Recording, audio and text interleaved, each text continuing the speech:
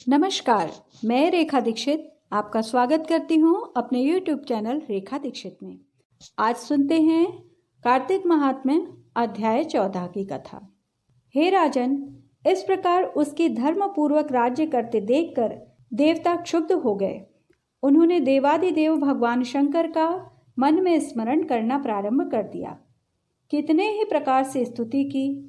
तब भगवान की कामना पूरी करने वाले शंकर जी ने नारद जी को बुलाकर देव कार्य करने की इच्छा से उनको देवपुरी भेजा।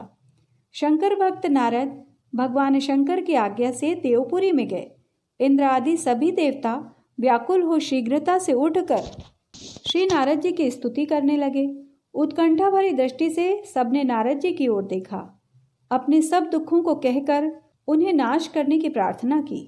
नारद जी ने कहा, मैं सब कुछ जानता हूँ, इसीलिए अब मैं दैत्यराज जालंधर के पास जा रहा हूँ। ऐसा कह देवताओं को आश्वासन देकर श्री नारद जी जालंधर की सभा में आए।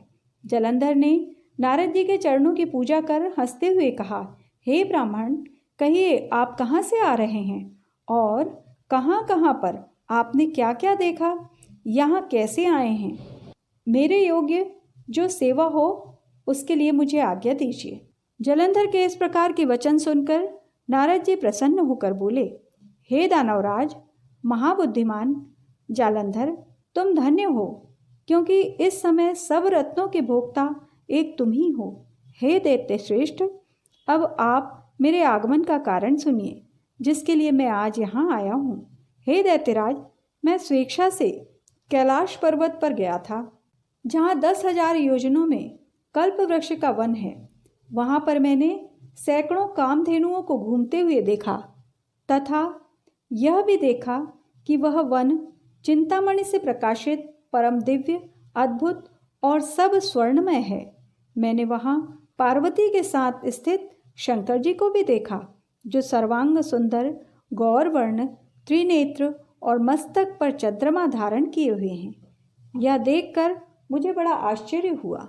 इनके समान शक्तिशाली, समृद्धिशाली त्रिलोक में कोई है या नहीं? हे दैत्येंद्र, उसी समय मुझे तुम्हारी भी समृद्धि का स्मरण हुआ और देखने की इच्छा से तुम्हारे पास आया हूँ। यह सुन जालंधर को बड़ा हर्ष हुआ। उसने नारद जी को अपनी सब समृद्धि दिखला दी। उसे देखकर देवताओं का कार्य करने में इच्छुक शिव प्रेरित नारद ने जालंधर की बड़ी प्रशंसा की और कहा, निश्चय ही तुम त्रिलोकपति होने के योग्य थे। तुम्हारे लिए ऐसा होना कोई विचित्र नहीं है। मैं देखता हूँ और तुम्हारे पास सब कुछ है, किसी बात की कमी नहीं है। ऐरावत, उच्च श्रवा घोड़ा, कल्प वृक्ष, कुबेर की निधि तुम्हारे पास है। मणियों और रत्नों के ढेर भी तुम्हारे पास लगे हुए हैं। ब्रह्मा जी का हंस युक्त विमान भी तुम्हारे पास है और द्युतलोक, पाताल और पृथ्वी पर जितने भी रत्न आदि हैं वह सब तुम्हारे ही तो हैं। मैं तुम्हारे इस प्रकार के रत्न ऐश्वर्य को देखकर बड़ा प्रसन्न हूँ, परंतु तुम्हारे पास कोई स्त्री रत्न नहीं है, इसीलिए तुम्हारा यह सब कुछ फीका है। तुम कोई स्त्री रत्न ग्रहण करो। नारद जी के इस प्रकार के वचन सुनकर दैत्य काम से व्याकुल हो गया। उसने नारद जी को प्रणाम करके पूछा कि ऐसी स्त्री कहाँ मिलेगी जो सब रत्नों में श्रेष्ठ हो?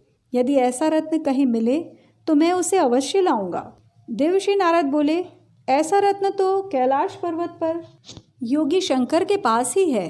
उनकी सर्वांग सुंदरी पत्नी देवी पार्वती बहुत ही मनोहारी हैं। उनके समान सुंदरी मैंने आज तक नहीं देखी। उसके इस रत्न की महिमा तीनों लोकों में कहीं पर भी नहीं है। तभी तो परम विरक्त आत्माराम शंकर भी उनके वश में हो गए। देवर्षि नारद उस दैत्य से ऐसा कहकर अन्य कार्य करने की इच्छा से आकाश मार्ग से चले गए। इस प्रकार अध्याय 14 संपूर्ण हुआ। अगले एपिसोड में अध्याय 15 प्रस्तुत किया जाएगा। जय श्री कृष्णा।